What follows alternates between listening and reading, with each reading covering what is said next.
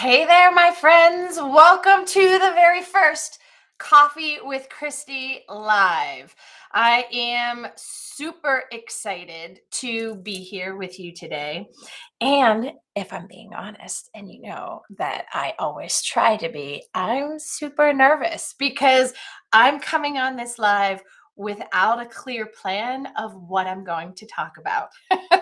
So, my hope is that as you start to drop in and join me with your coffee or your tea, you may have some thoughts as to what you would like to hear some best practices around. So, framing as folks are dropping in and joining us. This year, 2023, is the 10-year anniversary of when I founded Edge Leadership. So, my hope in offering these monthly lives on LinkedIn Live and Facebook Live simultaneously. So, hello to my two groups, my two communities that are out there right now. My hope is that the best way to celebrate our 10-year anniversary is to give the gift of best practices to all of you. So, this is an opportunity each month where you can share what's keeping you up at night. What challenge are you facing? Good morning, Dennis, and welcome. What challenge are you facing right now? Not just as a leader in your organization and your company, but also as a whole person in your personal lives. So, how you are showing up with your partner or spouse, with your children, with your friends, in the community. So the question is, where are you feeling stuck? What would you like some best practices, not from me, but from your peers? Because the best practices that I'm here to share are not ones that are just for my life, although you can believe I've got some stories to tell. But really, I have the opportunity, when I say give a gift to you, in the last 10 years, more than 10,000 leaders have gone through our group coaching experiences at Edge. Think about that for a minute. More than 10,000 leaders. So when you bring your questions, I have the opportunity to share the best practices that I and our whole team of coaches at Edge have learned from leaders just like you all over the world. So, with that, I did receive some DMs with some possible topics that we could talk about, which the control freak in me kind of loved because that meant I wasn't just joining here and relying on people to pop comments in the chat. So, I can absolutely go to some of those, but I really want to start with those of you that are joining us live right now. Where would you like to take this conversation? Thank you, Nikki. Well, it's one of those things that I always look at it as my job as a coach, whether it's one on one coaching with someone or group coaching. My job is to call you forth to become your best self. And that requires getting a little bit more comfortable with being uncomfortable. And it requires being big and bold. So, this is me walking my talk, so to speak, and being big and bold myself. And I'm thinking to myself, all right, are folks going to join? Are folks in the first month? Will it take a couple of months? We will see. So, for those of you that are on here, do you have a particular place you'd like to take the conversation? And if not, I can share some of the topics that I received messages from folks that we can also head into. I'll give you a moment in case you want to type something in. If you're looking for a great way to frame this for yourself would be, how would the next 15 minutes be a really good use of your time? If you're hanging up from this live and you're walking away and you have some good first steps around what? Good morning, Stephanie Ennedy. I love seeing my worlds collide here on social media. What does success look like for you? What would you like a good first steps around? What's keeping you up at night? All right, love it. We're going to start with Nikki's question. And as you have additional questions, folks, please chime in. Would love to know how others manage work-life balance as an aspiring leader. So the first things first, I believe that language is generative. And what I mean by that is what we say becomes our reality. And not just what we say to others, but also what we say to ourselves, what you'll often hear folks referring to as our self talk. So, the first invitation I'd have around this topic of balance is, what does it look like if we replace the word balance with integration? Because to me, balance implies that it's 50-50. And in the last 10 years and the 10,000 leaders I've had the privilege to work with, I've seen no one who can do it 50-50. There are some weeks that it's 80-20 that I'm focused on work. And then there are other weeks where my personal life is pulling me in, and I may only be showing up at 40% of my best self at work. So that's the first thing I would say is notice that language is generative. The other way that language is generative and how it shows up in this concept of work life integration is in, how do I want to say this, Nikki? Um, how we often judge ourselves. And here's what I mean by that. Uh, One thing that I have learned in my 2 decades of being a coach is that what we fear most is that people will judge us. Quite frankly, me leaning into doing this live with you today without knowing what I was going to talk about, what do you think that was underpinning that fear? It was, gosh, what are people going to say? What if I make a complete fool of myself on social media live? And guess what? There's no going back once it's on there. Like, I fear the judgment. And so notice that. And what I would invite you to think about is that we judge ourselves far more harshly than others judge us. And here's how that shows up in our self talk. It shows up in things like need to do, have to do, should. I say all the time, as leaders, we should all over ourselves, right? So, as you think about this topic of work life integration, notice how often, in your own words, when you're talking about your life to others, need, should, have to show up. For example, my grandfather is 90. And I was running like a wild woman this past weekend because I'm headed on vacation. Today's my last day before vacation, and I was feeling really overwhelmed. And I said to myself, I really should see my grandfather this weekend. Think about that. I should see my grandfather this weekend. And instead, I can see my grandfather. I could. So even that judgment, those judgment words, switching them out for ourselves can make a huge difference in the amount of pressure we put in. To Kim's comment, many of us know that we need, should do, but we have a tough time starting the process. So, with that, a great best practice that I've learned is around prioritization. So, a lot of us talk about our to do lists. And I don't know about you, but boy, it is a super long to do list of all the things I need to get done before I can go on vacation tomorrow. And the reality is, as I was getting ready for this live, is that I'm not going to get it all done today. And guess what? The sky will not fall and the world will not end because I didn't. And all of these things will still be here waiting for me on Tuesday.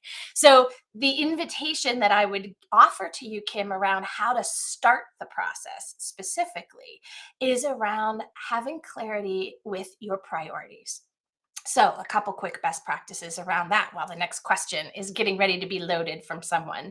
A couple good best practices around that. Oftentimes, when we write our to do lists on a piece of paper, it is a one dimensional to do list. Think about it. Everything looks like it's of equal importance. Everything looks like it's going to take the same amount of time, which is not true. And oftentimes, our to do lists are filled with the shoulds and the need tos and the have tos. And very rarely do I ever think about putting an I want to do on my to do list. Think about that in terms of how we show up in our days. If we are being ruled by our to do lists, then more often than not, we are headed for a very unfulfilling week ahead because it's not aligned with our priorities and what's truly important to us. So, a great best practice that I learned from a mentor of mine, gosh, years ago. And in fact, I actually created this document in Excel. And so, if you like the idea, let me know. I will happily share it with you. because I, am a big fan of Excel in terms of managing my priorities. So what I would invite you to do, and someone recently shared with me that this concept came from Franklin Covey years ago in the 90s. So shout out to Franklin Covey with their best practices around time management. But I learned about it from a mentor of mine named Mary. So what I would invite you to do is to take out a piece of paper and create an X and Y axis, just like this. And anything above the X axis is important. So you can write important on that left-hand margin, important. And anything, and then across the top, you'd write the word urgent. So anything above the x-axis is considered urgent, and anything to the right of the y-axis or to the left of the y-axis is considered important. And what I would invite you to do is to take your to-do list from one-dimensional to two-dimensional and start to pop your tasks in the grid based on how urgent it is, and you define urgent. So for me, I do a fresh one of these every single week. So urgent are the things that must get done this week before the end of the week. And when I have a short week, like holiday week, then I, have to be realistic with myself about what I can actually get done this week. And then what I use as my filter for what is important are my strategic priorities for the year. So I reflect on what are my goals for this year. One of my goals, for example, is to build out our Philadelphia market and do good in Philly and give back to Philadelphia because you as a city have been so good to my kid who has moved there. Another one of my goals this year is to embrace, not fear, this new stage of my life as an empty nester.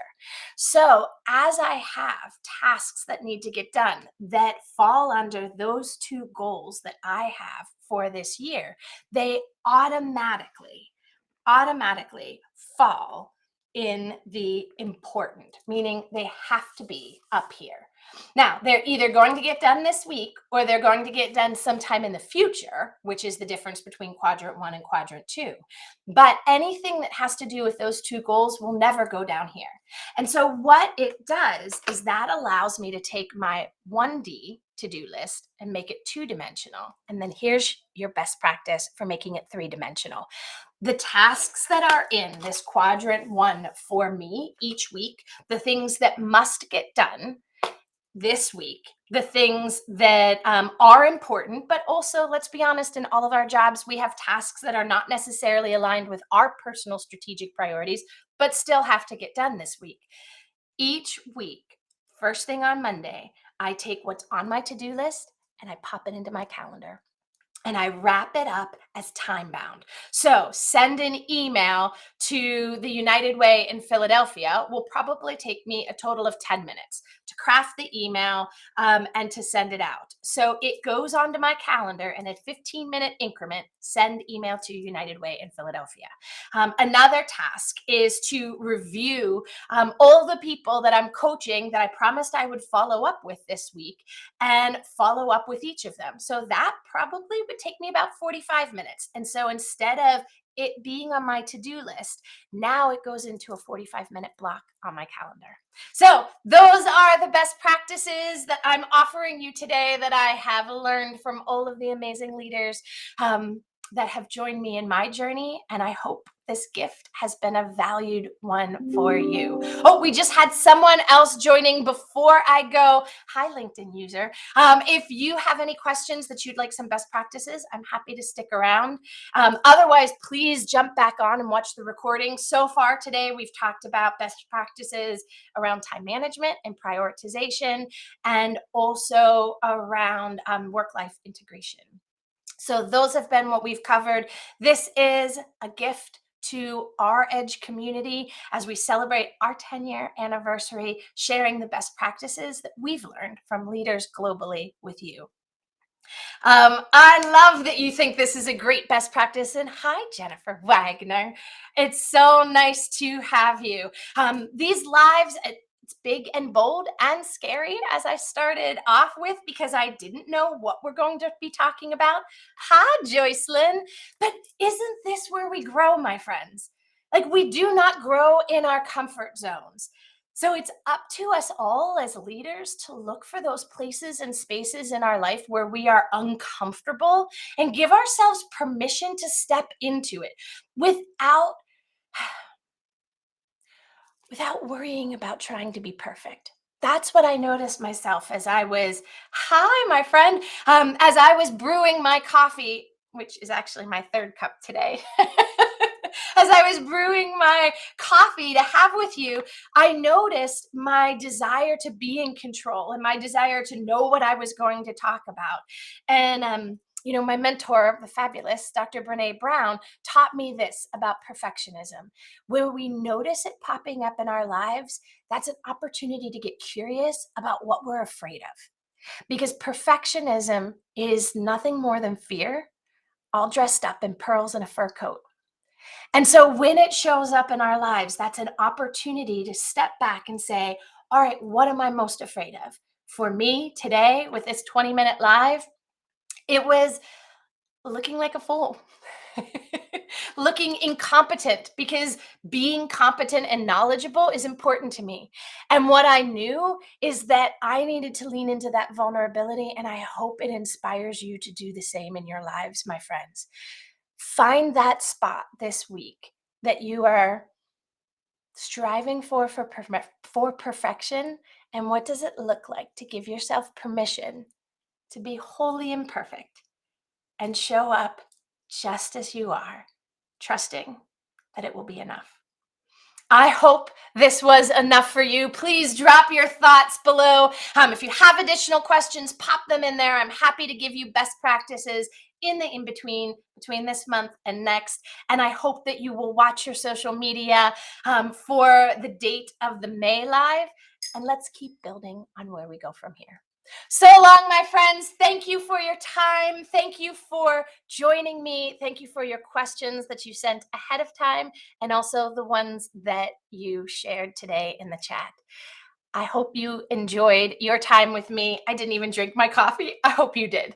I'll see you next month. So long, everybody. So long. See you next